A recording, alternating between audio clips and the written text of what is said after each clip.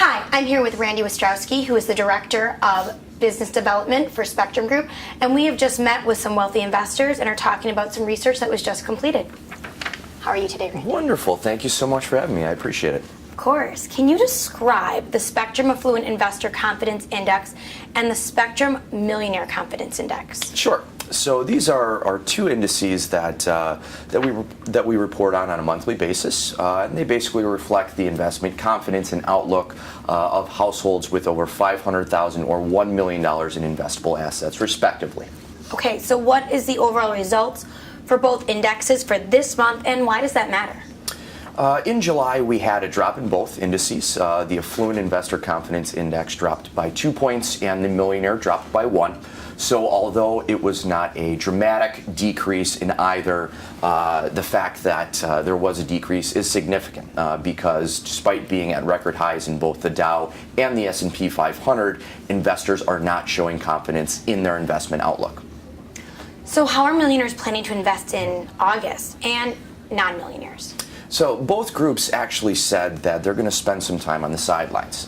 They said that a lot of their allocation will be towards cash or even to not invest. And that's very different from some sentiment earlier in the year where investors did have more confidence in the stock markets, not just in the United States, but throughout the globe. What is most impacting investors' attitudes towards investing? So the stock market as a whole is having the most dramatic impact. We had almost 40% of our respondents say that was the main thing impacting their overall outlook on the way that they invest. So things like the economy, things like more macroeconomic conditions facing the globe have not really been on the mindset of consumers as much as the equity markets here at home. And that's how it's going to continue to be for a while. Once again, here we are at the end of July, and we are seeing both of our Dow Jones and S&P 500 indexes at the highest level they've ever been at. And so we do hope that folks are going to have a little bit more confidence return to the market sometime in the future. How are investors feeling about the outlook for their own households?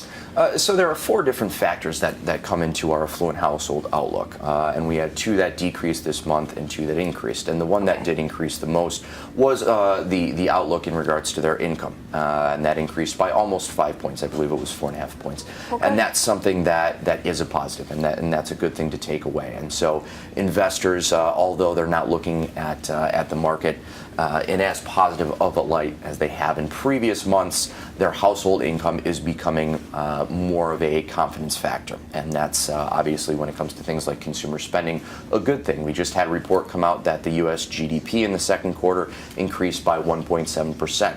A lot of that was due to the money spent by the end consumer. And so these affluent households who have more confidence in their household income hopefully will make sure that translates in the third quarter as we move on over the next couple of months to further consumer spending.